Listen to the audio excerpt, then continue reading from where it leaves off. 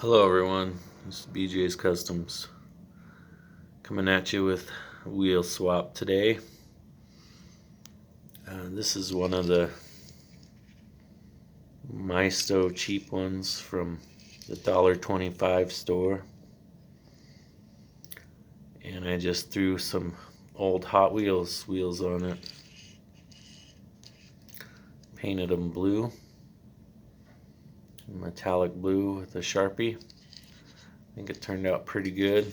Got some sweet details on the back.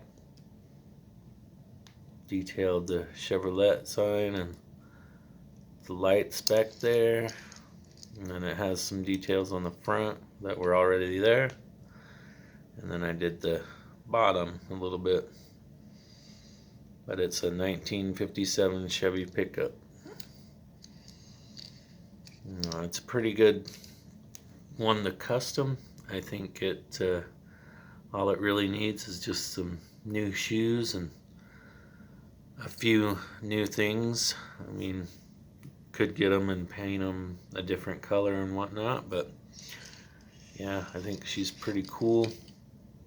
Pretty sweet ride. So let me know what you think in the comments. Later, y'all.